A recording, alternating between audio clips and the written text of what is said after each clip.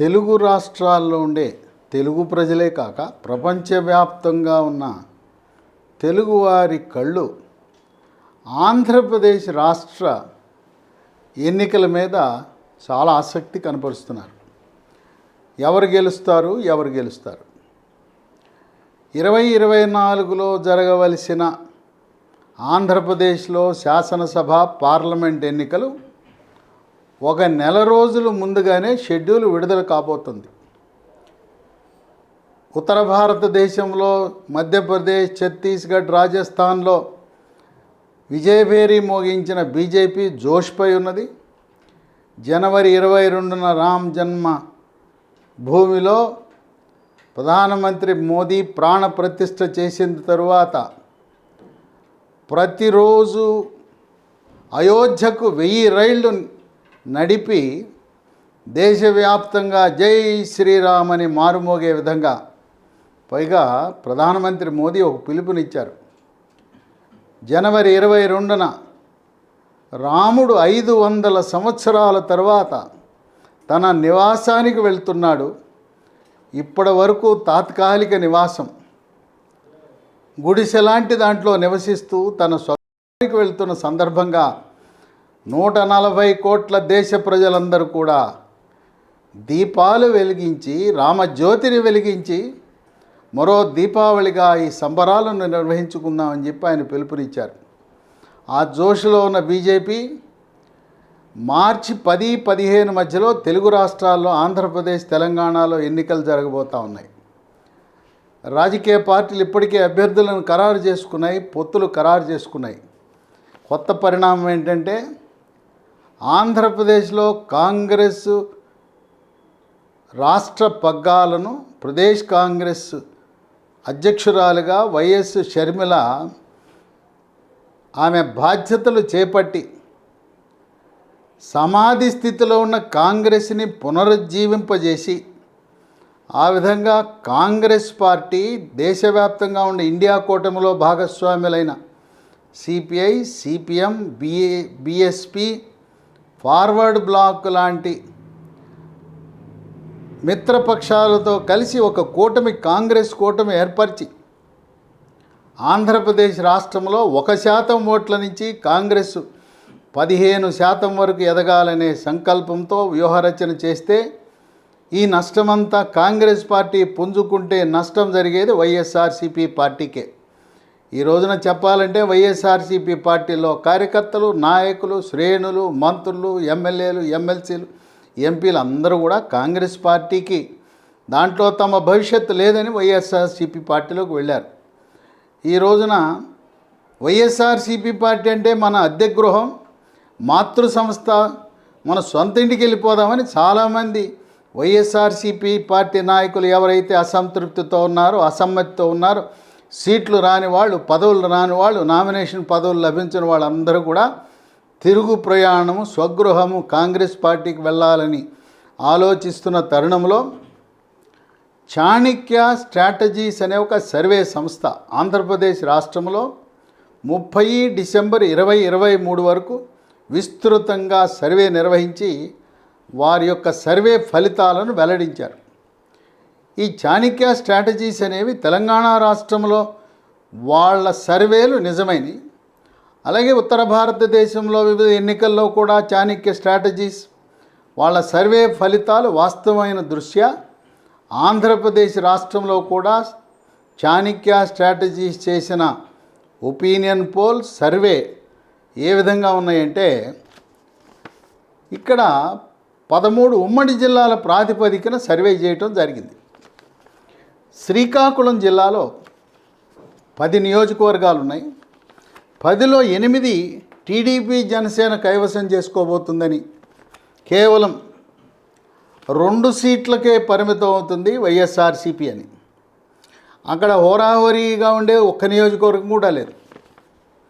విజయనగరంలో 9 నియోజకవర్గాలు ఉంటే 4 టీడీపీ, జనసేన, మరో 4 వైఎస్ఆర్సీపీ, 1 నియోజకవర్గం హోరాహోరీ.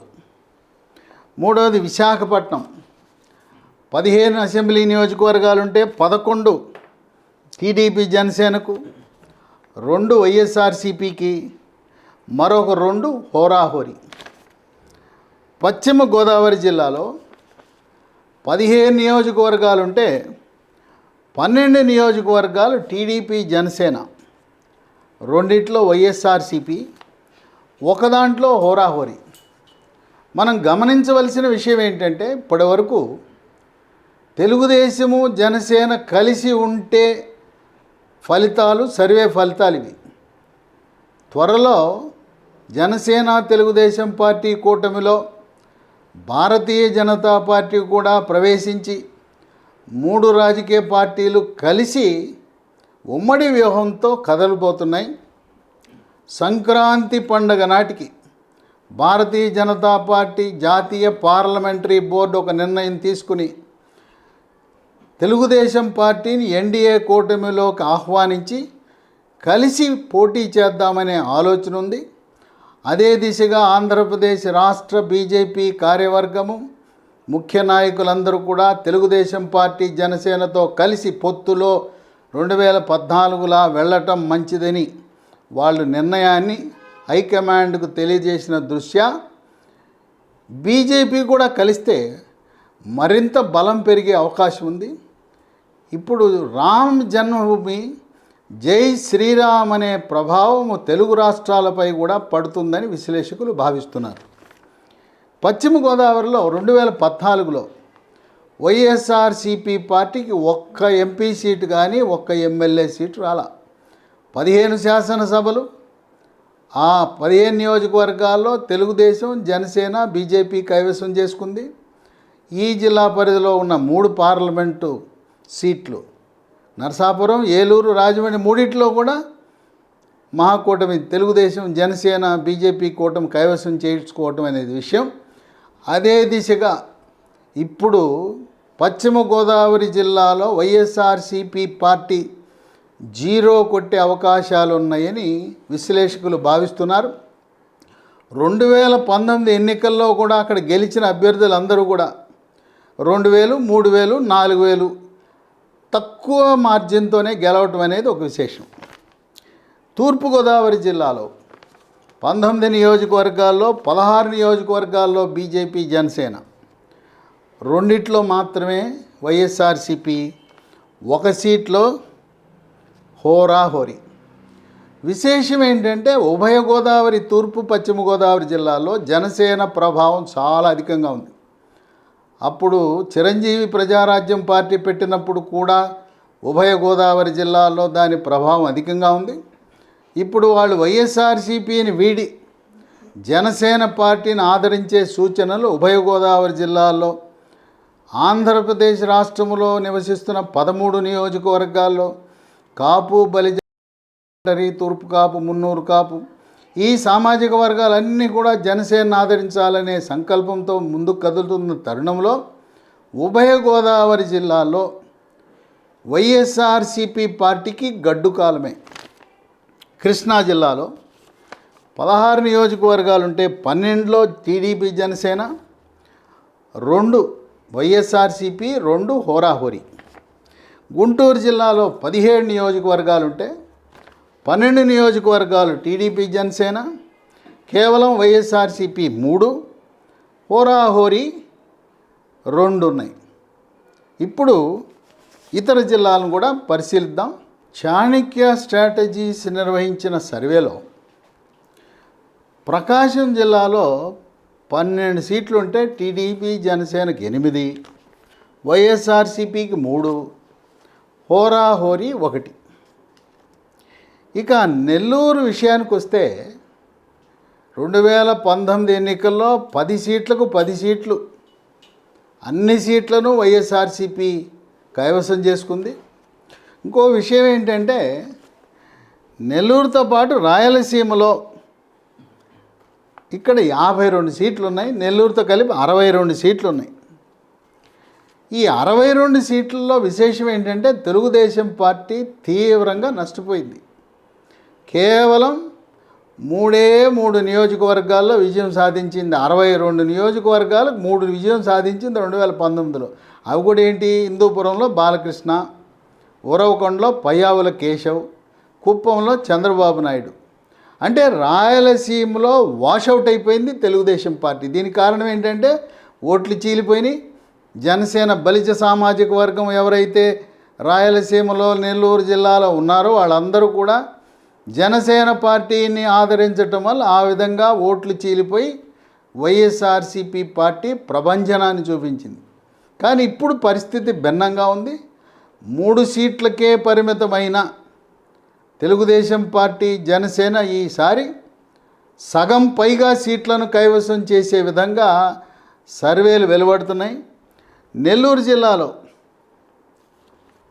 అక్కడుండే 10 సీట్లలో 6 సీట్లు జనసేన టీడీపీ, 3 వైఎస్ఆర్సీపీ, హోరాహోరీ 1. కడప జగన్మోహన్ రెడ్డికి కంచుకోట అనుకున్నాం. ఆ కంచుకోట బీటలు వారింది. కడపలో ఉన్న 10లో కేవలం 4 నియోజకవర్గాల్లోనే, అది కూడా కడప పార్లమెంట్ పరిధిలోనే ఎక్కువ గెలిచే అవకాశం ఉంది.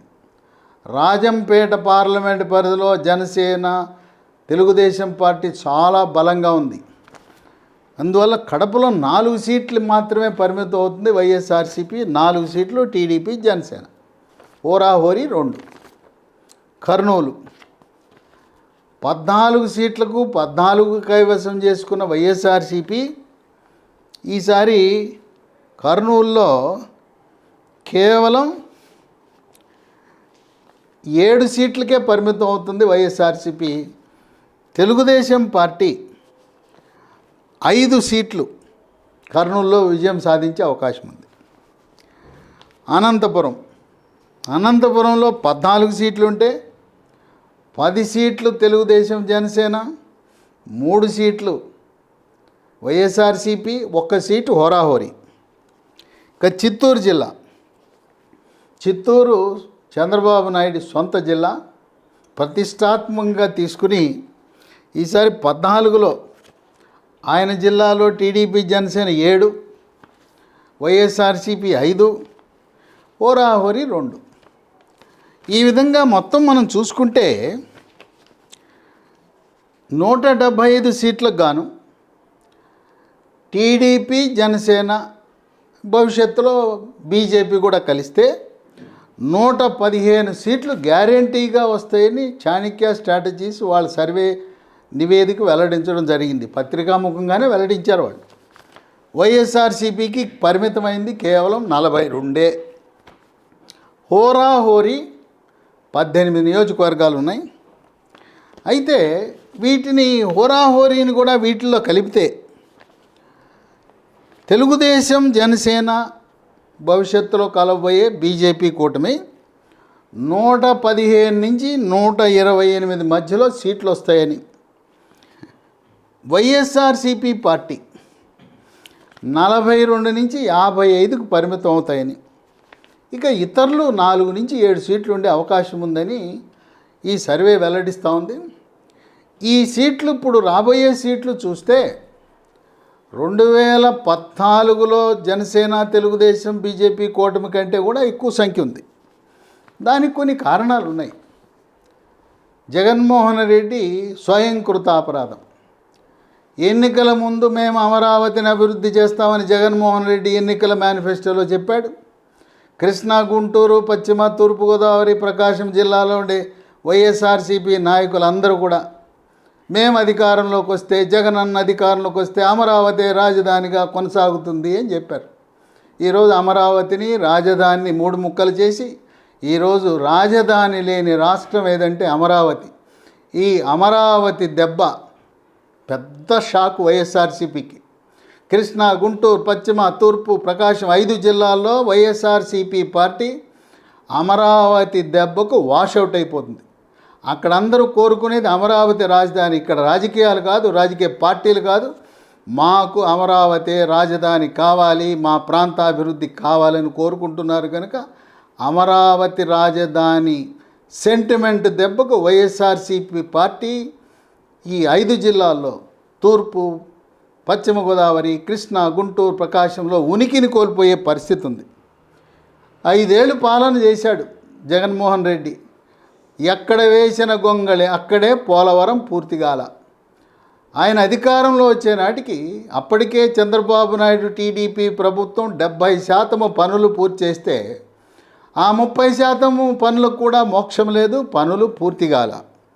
పోలవరం వల్ల అసంతృప్తిగా గోదావరి జిల్లాలో దాని ప్రభావం పడుతుంది. ఇక జగన్మోహన్ రెడ్డి ఆయన కక్ష పగ ప్రతీకారంతోనే ప్రారంభించాడు. చంద్రబాబు నాయుడు నివాసానికి పక్కనుండే బ్రహ్మాండమైన ఒక కాన్ఫరెన్స్ హాల్ని దాన్ని కూలగొట్టడంతోనే ప్రారంభించాడు. అంటే ఈయన పరిపాలన కూలగొట్టాలతోనే ప్రారంభించాడు. ఆ హాల్ని వేరే దేనికైనా ఉపయోగించుకోవచ్చు, లేదా హాలు అవన్నీ అసెంబుల్ చేసినాయి, ప్రీ ఫ్యాబ్రిక్ స్ట్రక్చర్, దాన్ని తీసుకెళ్ళి సెక్రటేరియట్ పక్కన మళ్ళీ పునఃస్థాపించే అవకాశం ఉన్నా చంద్రబాబు నాయుడు కట్టింది ఎందుకు ఉండాలని చెప్పి ఆదేశాలు ఇచ్చి దాన్ని ఆగమేఘాల మీద ప్రభుత్వ ధనాన్ని వృధా చేస్తూ 15 కోట్ల విలువ చేసే ఆ కాన్ఫరెన్స్ హాల్ను కూలగొట్టడంతోనే ప్రారంభమైంది జగన్మోహన్ రెడ్డి యొక్క పరిపాలన. ఇక కక్ష పగ ప్రతీకారం, కొన్ని కులాలపై పగబట్టడం, దానివల్ల ఇక చివరికి చంద్రబాబు నాయుడు అరెస్టు, ఆయన 53 రోజులు జైల్లో పెట్టడం. చంద్రబాబు నాయుడు జైలుకి వెళ్ళటం వల్ల ఆయన పేరు ప్రతిష్టలు ఖ్యాతి పెరిగింది, తాత్కాలికంగా ఇబ్బందులు పడ్డాడు. అయినా దానివల్ల తెలుగుదేశం పార్టీ జనసేన కలవటం, చంద్రబాబు నాయుడు జైల్లో ఉండగానే జనసేన అధినేత పవర్ స్టార్ పవన్ కళ్యాణ్ వెళ్ళి నేను బీజేపీని ఒప్పిస్తా, వాళ్ళు నా మాట వింటారు, ప్రధానమంత్రి గారు నా మాట వింటారు, ఏది ఏమైనా నా నిర్ణయం, జనసేన తెలుగుదేశం పార్టీ కలిసి పోటీ చేయబోతున్నాయి, జగన్మోహన్ రెడ్డి ఆ ముఖ్యమంత్రి పదవిలో కొనసాగటానికి అనర్హుడని ప్రకటించేశాడు. అంటే బీజేపీని కూడా సంప్రదించకుండా తను ఏ ఎన్డీఏ కూటమిలో భాగస్వామి ఉన్నాడో దాన్ని కూడా ఖాతరు చేయకుండా, లెక్క చేయకుండా చంద్రబాబు నాయుడుతో మైత్రి ప్రకటించడం అనేది ఒక విశేషం. ఆ విధంగా చంద్రబాబు నాయుడు అరెస్టు, ప్రశాంత్ కిషోర్ పీకే వద్దు వద్దు నష్టం జరుగుతుంది వద్దు వద్దు అన్నా కూడా వినకుండా అరెస్ట్ చేసి స్వయంకృతాపరాధము, భస్మాసుర హస్తముల, భస్మాసురుడు ఏ విధంగా తల మీద చేయబెట్టుకుని భస్మమయ్యాడో అదేవిధంగా చంద్రబాబు నాయుడు యొక్క అరెస్టు ఆత్మహత్య సదృశ్యమని విశ్లేషకులు భావిస్తున్నారు. ఇక అది ఎలా ఉంటే జగన్మోహన్ రెడ్డి 16 నెలలు జైల్లో ఉంటే పార్టీని కాపాడింది, రక్షించింది అమ్మ చెల్లెలు విజయమ్మ, చెల్లెలు షర్మిల. పగలనక రాత్రనక ఎండనక వాననక పాదయాత్ర చేసి పార్టీని పరిరక్షిస్తూ, వాళ్ళు పాదయాత్ర చేసి పార్టీని రక్షిస్తే వాళ్లకు దక్కిన గౌరవం, మీరు వెళ్ళండి, మీకు ఆంధ్రప్రదేశ్లో పనేంటి, కడప జిల్లాలో పనేంటి, మీరు తెలంగాణకు వెళ్ళండి, అక్కడ తెలంగాణలో హాయిగా నివసించండి పక్కన రాష్ట్రంలో అని వీడ్కోలు పలికాడు జగన్మోహన్ రెడ్డి. అక్కడ ఆంధ్రప్రదేశ్ ప్రజలు ఏమనుకుంటున్నారంటే, ఏ ముఖ్యమంత్రి అండి, అమ్మా చెల్లెల్ని వాడుకుని ఆ 16 నెలలు వాళ్ళు పాదయాత్ర చేయకపోతే అసలు పార్టీ ఉండేదా, పార్టీ పతనమయ్యేది కదా, ఇక అమ్మా చెల్లెల్ని ఆదరించిన వాడికి మమ్మల్ని ఉద్ధరిస్తాడని మాట్లాడుకుంటున్నారు. మరొక అంశం, వైఎస్ వివేకానందరెడ్డి బాబాయ్ హత్య. ఇది కడప జిల్లాలో జగన్మోహన్ రెడ్డి ముఖ్యమంత్రికి సన్నిహితులు, అనుచరుల వాళ్ళ సారథ్యములో వాళ్ళ ప్రమేయంతో జరిగిందని కోర్టులు, ప్రజలు, పత్రికలు ఘోషిస్తున్న తరుణంలో వైఎస్ వివేకానందరెడ్డి హత్య కూడా వైఎస్ఆర్సీపీ పార్టీలో ఉన్న అక్కడుండే ప్రజాప్రతినిధులు, లోక్సభ సభ్యులు, శాసనసభ్యులు మెడకు చుట్టుకోవడం వల్ల, అది కూడా బాబాయి హత్య కూడా వైఎస్ఆర్సీపీ పార్టీ విజయానికి ప్రతికూలంగా మారిందని విశ్లేషకులు భావిస్తున్నారు. ఇక ఈ రోజున ఆంధ్రప్రదేశ్లో ఎక్కడికి వెళ్ళినా, ఏ గ్రామము, ఏ మండలము, ఏ జిల్లాకు వెళ్ళినా గుంతల రోడ్లు ప్రదర్శనం. ఎక్కడ చూసినా గుంతల రోడ్లే. ఇప్పుడు ఆంధ్రప్రదేశ్ ట్రేడ్ మార్క్ ఏదంటే గుంతల రోడ్లు అంటున్నారు. ఆ గుంతల రోడ్లు పూడ్చాలంటే మళ్ళీ పునర్నిర్మాణం చేయాలంటే కనీసం సంవత్సర కాలం పడుతుంది. ఆ గుంతల రోడ్ల మీదే ప్రయాణించి పోలింగ్ బూత్కి వెళ్ళినప్పుడు ఎవ్వరూ కూడా ఈ ఫ్యాన్కు ఓటు వేయటం అనేది అసంభవమని విశ్లేషకులు భావిస్తున్నారు. జగన్మోహన్ రెడ్డి వచ్చిన తర్వాత ఉపాధి కోల్పోయారు. భవన నిర్మాణ కార్మికులందరూ తెలంగాణకు, తమిళనాడుకి, కర్ణాటకకు, ఇతర రాష్ట్రాలకు వలసపోయారు, ఉపాధిని కోల్పోయారు. చివరికి ఆటో డ్రైవర్లు, ట్యాక్సీ డ్రైవర్లు కూడా ఉపాధి లేక వాళ్ళ కుటుంబాలను ఆంధ్రప్రదేశ్లో ఉంచి హైదరాబాదు, బెంగళూరు, చెన్నైకి వచ్చి పొట్ట నింపుకునే పరిస్థితి. ఆంధ్రప్రదేశ్లో ఉండే చిన్న, పెద్ద, మధ్యతరగతి కాంట్రాక్టర్లు, రియల్ ఎస్టేట్ వ్యాపారులు అందరూ కూడా ఆంధ్రప్రదేశ్ రాష్ట్రాన్ని వీడి పక్క రాష్ట్రాలైన కర్ణాటక, తమిళనాడు, ముఖ్యంగా తెలంగాణకు వలసపోయారు. విశేషం ఏంటంటే వాళ్ళ ఓట్లన్నీ, వాళ్ళ కుటుంబ సభ్యుల ఓట్లన్నీ కూడా ఆంధ్రప్రదేశ్లో ఉన్నాయి. తాత్కాలికంగా పొట్ట నింపుకోవటం కోసం, ఉపాధి కోసం వలసలు పోయే పరిస్థితి జగన్మోహన్ రెడ్డి ప్రభుత్వంలో వచ్చిందని వాపోతున్నారు. జాబ్ క్యాలెండర్ అనేది ఎక్కడ అడ్రస్ లేదు, ప్రభుత్వ ఉద్యోగాలు లేవు. చదువుతున్నారు పిల్లలు, ఇంజనీరింగ్ చదువుతున్నారు, ఎంఎస్సి, ఎంకామ్, ఎంటెక్లు ఎన్ని చదివినా ఎక్కడా కూడా ఉద్యోగ అవకాశాలు లేవు. ఫైళ్ళు సంకన పట్టుకుని హైదరాబాదా, బెంగళూరా, బొంబాయా, పూనానా, చెన్నయ్య ఈ విధంగా ఇతర రాష్ట్రాలకు, ఇతర పట్టణాలకు వలసపోయే పరిస్థితి. ఆంధ్రప్రదేశ్లో స్వయం ఉపాధి లేదు, చదువుకున్న వాళ్ళకి ఉద్యోగ అవకాశాలు లేవు. సాఫ్ట్వేర్ రంగం ఎక్కడ వేసిన గొంగళి అక్కడే అన్నట్టుంది. ఆ విధంగా నిరుద్యోగులు, యువత కూడా తీవ్రమైన అసంతృప్తితో ఉన్నారు. ఇక ఇప్పుడు రాష్ట్రం అప్పుల కుప్పైపోయింది. 7 లక్షల కోట్ల అప్పులు. ఇవి ఎలా తీర్చాలో అర్థం కాని పరిస్థితి. ప్రతి ఆంధ్రప్రదేశ్ పౌరుడు నెత్తి మీద ఈ రోజున 2,25,000 రూపాయల అప్పుల ఎత్తున పెట్టుకుని మనం మొయ్యవలసిన పరిస్థితి అని వాపోతున్నారు.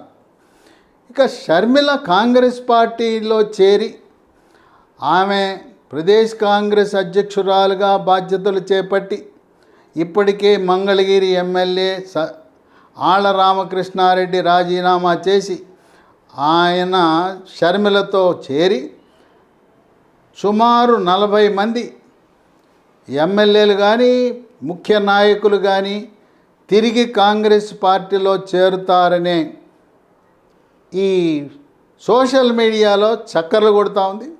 అదే జరిగితే పూర్తి నష్టము వైఎస్ఆర్సీపీ పార్టీకే. కాంగ్రెస్ పార్టీకి వచ్చిన ఓట్లన్నీ కూడా వైఎస్ఆర్సీపీ పార్టీయే.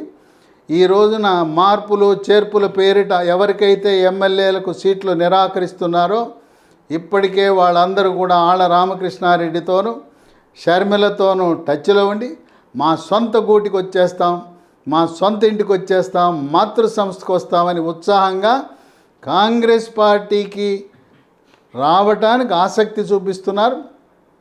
తెలంగాణ పార్టీ అభివృద్ధికి కృషి చేసిన ఇన్ఛార్జి, ప్రధాన కార్యదర్శి, పార్లమెంట్ సభ్యుడు మాణిక్యం ఠాకూర్ని ఆంధ్రప్రదేశ్ రాష్ట్రానికి ఇన్ఛార్జిగా పెట్టడం, ఆయన ట్వీట్లో ఆంధ్రప్రదేశ్ కాంగ్రెస్ పార్టీకి మంచి రోజులు రాబోతున్నాయని ఆయన ట్వీట్ పెట్టడం, షర్మిలని కాంగ్రెస్ అధ్యక్షురాలుగా చేసి కర్ణాటక నుంచి రాజ్యసభ సీటుకి పంపిస్తారు అనే ఊహాగానాల తరుణంలో 4 జనవరి గురువారం నాడు లాంఛనంగా షర్మిల తన అనుచరులతో కలిసి, ముఖ్య నాయకులతో కలిసి కాంగ్రెస్ పార్టీలో చేరుతూ వైఎస్ఆర్ తెలంగాణ పార్టీని అధికారికంగా కాంగ్రెస్ పార్టీలో విలీనం చేస్తే పూర్తి నష్టము వైఎస్ఆర్సీపీ పార్టీకే.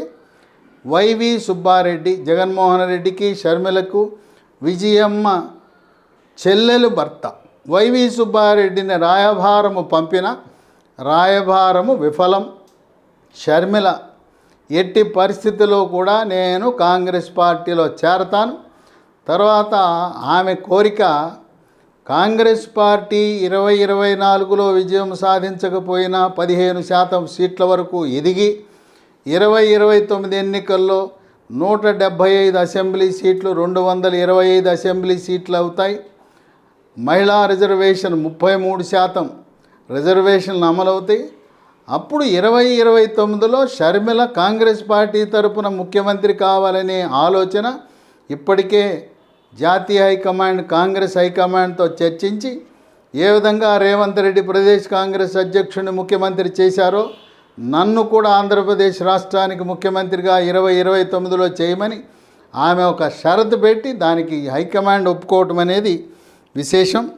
ఏదేమైనా ఈ రోజున జగన్మోహన్ రెడ్డి మార్పులు చేర్పులు ఈ జిల్లా నుంచి ఆ జిల్లా ఇక్కడి నుంచి అక్కడ ఎంపీని ఎమ్మెల్యేని ఇంకో చోట ఎన్ని పెట్టినా ఎంతమంది మార్చినా తలరాత మార్చడం కష్టం. ప్రజలందరూ కూడా ఇక ఈ రోజు నుంచి జగన్మోహన్ రెడ్డి చెప్పేది ఎవరు పట్టించుకునే పరిస్థితుల్లో లేదు. ఇక 3 రాజధానులు విశాఖపట్నం మారుద్దాం అంటే అది సుప్రీంకోర్టు జనవరికి వాయిదా వేసింది.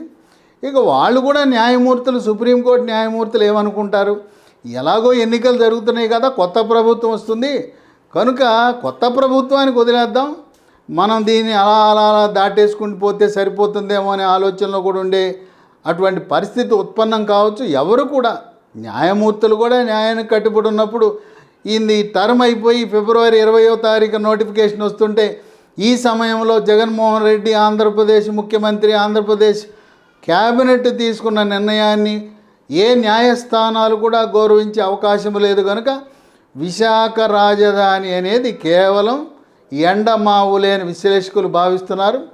అమరావతి రాజధానిగా చంద్రబాబు నాయుడు మే నెలలో ముఖ్యమంత్రిగా పదవీ ప్రమాణ స్వీకారం చేయగానే ఏ విధంగా 2019 వరకు అమరావతి వైభవాన్ని సంతరించుకుందో అదేవిధంగా పూర్వ వైభవాన్ని సంతరించుకుని అక్కడ 10,000 ఎకరాలను రిజర్వ్ చేశారు. ఆ 10,000 ఎకరాలను అమరావతిలో అమ్మకము చేయటం ద్వారా ప్రభుత్వము వేలం వేయటం ద్వారా 1,00,000 కోట్లు దాని ద్వారా లభించిన నిధులతో అమరావతి రాజధానిని నిర్మించవచ్చు. ప్రజలపై పన్నుల భారము లేకుండా అక్కడే రైతులు ఇచ్చిన 10,000 ఎకరాలు చాలు దాన్ని అమరావతి అభివృద్ధి చేయటానికి. ఈ విధంగా మళ్ళీ అమరావతికి పూర్వ వైభవం రాబోతున్నది. రియల్టర్లు, కాంట్రాక్టర్లు అందరూ, వలస కార్మికులు, భవన నిర్మాణ కార్మికులు అందరూ కూడా ఎప్పుడా ఇక్కడ జగన్మోహన్ రెడ్డి ప్రభుత్వం మారితే చంద్రబాబు నాయుడు అధికారంలోకి వస్తే రావటానికి ప్రవాసాంధ్రులు కూడా ఎన్ఆర్ఐలు కూడా ఎంతో ఉత్సాహంతో ఉన్నారు. భారతదేశంలో పేరెన్నిక కంపెనీలు కూడా అందరూ కూడా చంద్రబాబు నాయుడు ముఖ్యమంత్రి వస్తే మేము పెట్టుబడులకు సిద్ధమని స్వదేశీ పెట్టుబడులు విదేశీ పెట్టుబడులు కూడా ఆంధ్రప్రదేశ్ రాష్ట్రంలో మే నెలలో అడుగు పెట్టడానికి సిద్ధమైంది. కనుక చాణక్య స్ట్రాటజీస్ చేసిన సర్వే వాస్తవ రూపం దాల్చుకుని అదే జరగబోతుందని విశ్లేషకులు భావిస్తున్నారు. ఏది ఏమైనా రాయలసీమలో ఈసారి గట్టి దెబ్బ వైఎస్ఆర్సీపీ పార్టీకి తగులుతుంది. గతంలో లాగా కంచుకోటలా ఉన్న జిల్లాలు పీటలు వారిపోయినాయి. కృష్ణా, గుంటూరు, తూర్పు, పశ్చిమ, ప్రకాశం జిల్లాలో అమరావతి పెద్ద షాక్ ఇవ్వబోతుంది. వేచి చూద్దాం ఏం జరగబోతోందో అని చెప్పి మనం కాలమే నిర్ణయిస్తుంది. త్వరలో ఫిబ్రవరి 20 నాటికి ఎన్నికల నోటిఫికేషన్ విడుదల కాబోతున్నది.